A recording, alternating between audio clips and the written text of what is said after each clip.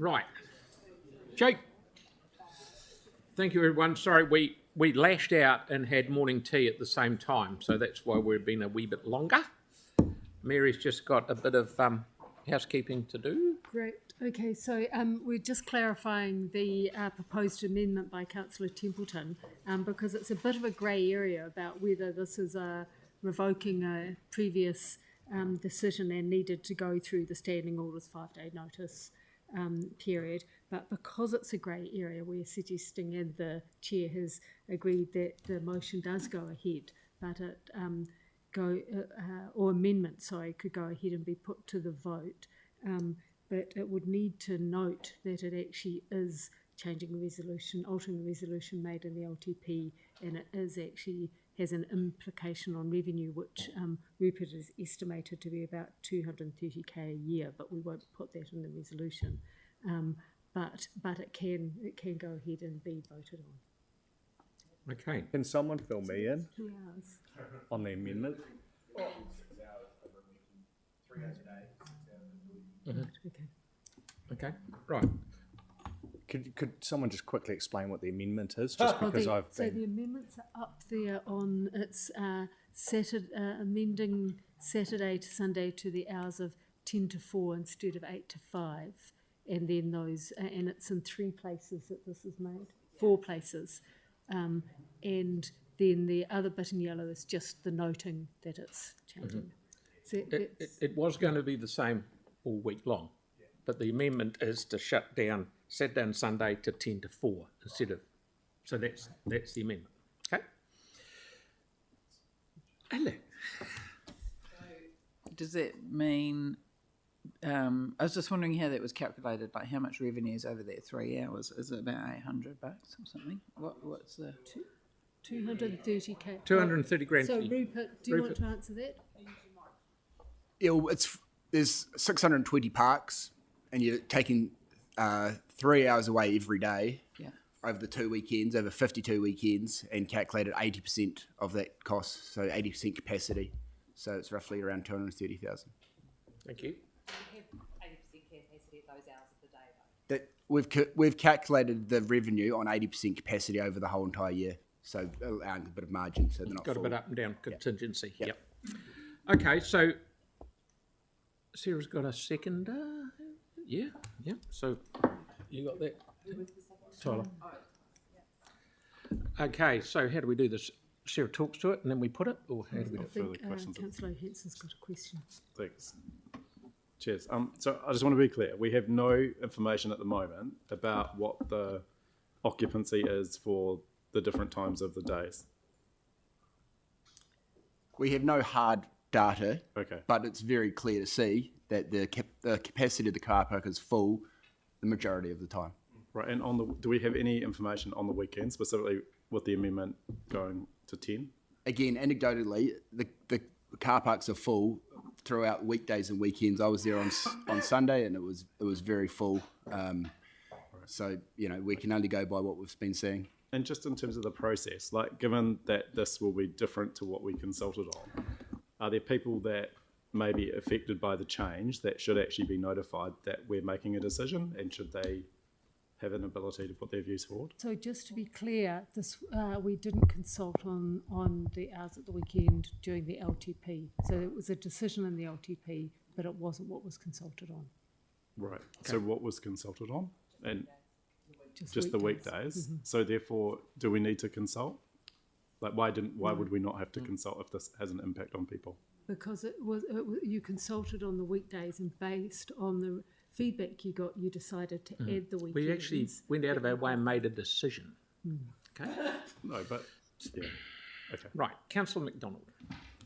It was just probably one for you, Sarah. Just to understand, it's not a, it's just 10 till 4. So I get there's obviously park run on the mornings, which makes sense. But in the afternoon, how come we didn't line up at 5?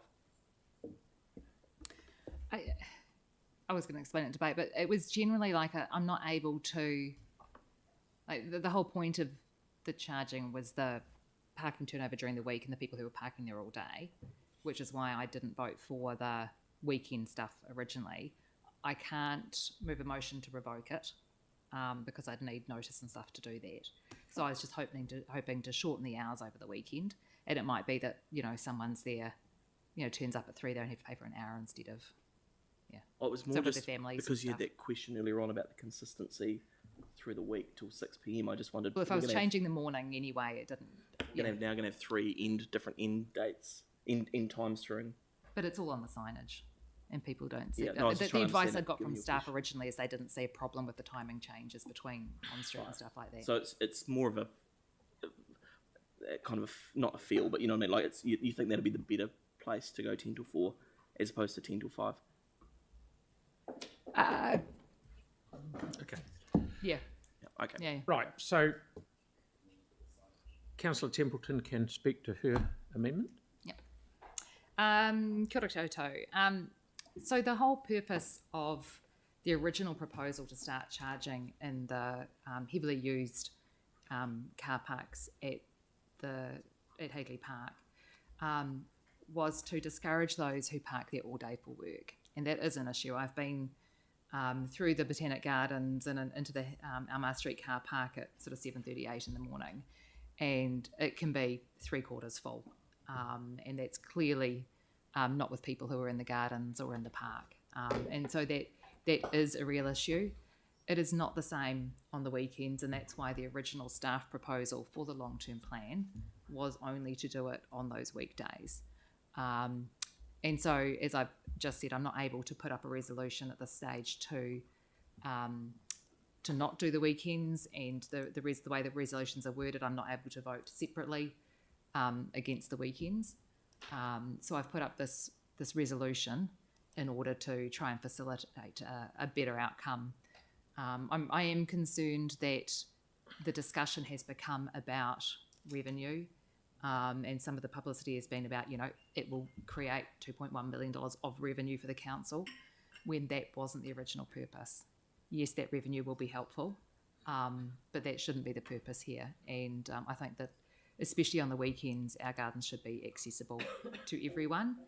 And, there are those who do need to use a car, and I don't think that we should be discounting that for those with small children and those kind of things, or making them park out on the street where it's a very long walk to get their kids into there.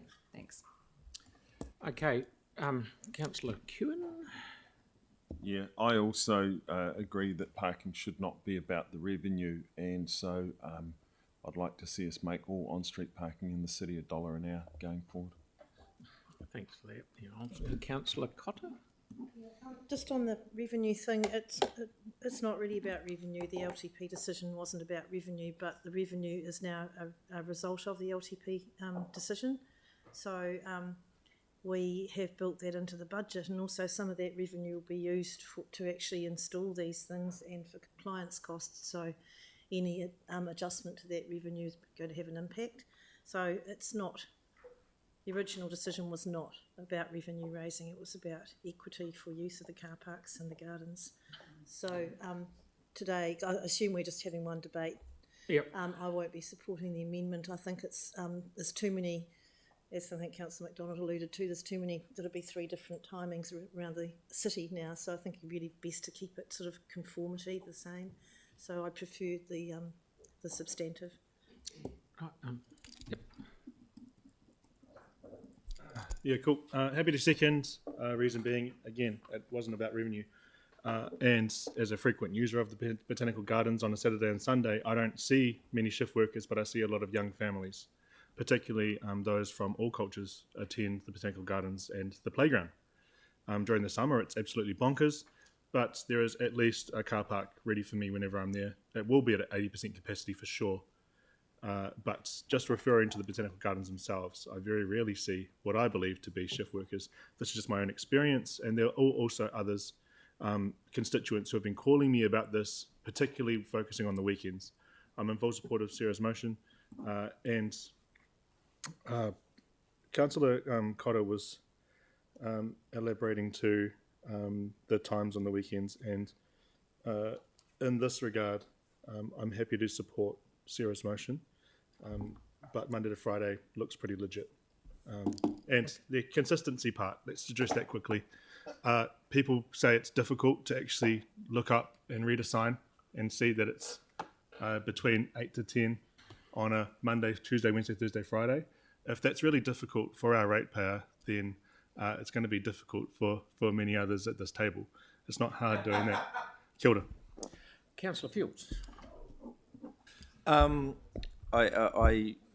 I sort of alluded to this in my question earlier. I just sort of sailed into debate while I was questioning, but I support absolutely charging for parking in the gardens now and forever, and I think it's a really positive step. I would, however, like to encourage us to think of ways that we can encourage people into the central city and getting around the central city through the use of public transport or cycle ways or whatever, because I think that would be a really positive step. I've always been a big fan of park and rides. I've seen those used successfully overseas. You know, even encouraging people to use the tram to get to the gardens and that sort of thing. But, you know, that's sort of blue sky thinking on some level. I'm so really supportive of the substantive, but I'm on the fence over the amendment. Part of me says that I'd prefer to just keep things simple. Part of me says that if you change the times, you're just going to, you know, you could end up having a traffic jam at like 9 a.m. on a Saturday morning, which is probably not the desire. Who knows? It's just the law of unintended consequences when you're trying to do things. Speaking of the unintended consequences, it's never been about revenue for me with this. It's always just been about equitable access to the park. And I would be disappointed if we don't have the mechanisms and the ability to monitor that we're not achieving the effect that we've set out to do, and we're not getting the outcome that we've set out to do. So great, we're installing parking in the park, but it's not about revenue. It's really about just being able to free up kind of space for people who really do need to use the park during the day, rather than office workers. So we wait and see. Obviously, we need data to know whether that's working or not. But yeah, I'd really like to make sure that we're monitoring that properly. Thank you. Yeah, right. And so we'll always, Councillor Johansson, we'll always be able to, once we've got data, we can play and massage and make things better. Councillor. Yeah, thank you. I won't be supporting this. I still remember when this was first raised with us, and it was about revenue raising. It was presented in the cost-saving slides that were up in the Mayor's Lounge. We went through and put dots on each of the options. So to me, this has always been about raising revenue, not actually about the other things that have been raised. And I think one of the problems is with this whole process is that our consultation document was not clear about specifically where it would apply to. It was very generic, and I think a lot of people just have no idea that it was being proposed for as many areas as was proposed. If you look at the report we've got today, actually it is an excellent report because it has clear data around where the parks are that we're proposing to put the meters. But what it doesn't have is any occupancy data to support the fact that, or the issue that there's a problem. And I would much rather prefer that we collect the data to make good decisions so that we knew what the occupancy issues were from what was happening. In fact, in the press, a local resident who asked council to get the information was told that we hadn't had any infringement notices issued for vehicles parked for more than 3 hours in March, April or May this year. It said the infringement notices were only issued to parked vehicles without a current warrant of fitness or registration. So if we think there was a problem with people overstaying and parking here all day, then why haven't we been enforcing it? Why are we only jumping to a revenue-raising solution ahead of actually looking at the other things that we can do now that would make it more accessible for people? So I think there needs to be much more work done on this. The other point that I'd like to raise is that it's really inconsistent. If you look at the Margaret Mahi playground, you can see clearly that construction vehicles are parking there all day. And I kind of wonder, where does this stop, right? If we do the parking charges here, outside our gardens and outside our sports fields, where does it stop? Does it mean we're going to start charging at children's playgrounds in the central city as well? Does it mean that we're going to start charging at Napunawai, which has a massive problem with the amount of car parks that's required and people parking there? Does it mean that we're going to start putting in parking charges in Akaroa as well when people are going there and overcrowding it? So I just don't think the logic behind this has been really thought through sufficiently to jump to the conclusion that the best way to solve this problem is by raising revenue. Because the other thing is that if it's successful, then ultimately, what does that mean in terms of reducing the number of people that are coming in to use the car park? I'd much rather have people using this car park as much as possible than reducing people's access to the gardens and the Hagley Park and the sports fields. Thank you, Councillor McDonald. Yeah, And then thank I'll you. put it. I won't support the amendment, and I do that because we've been through this with an LTP, and if you think about the purpose of this report, it's the approval of the parking meters. So we've literally been through all of this, and the thing that worries me, and I've been contacted by people from Parkrun and that as well, so I know there are people that have a strong interest in changing that time. I don't do it, but I know there are people that are.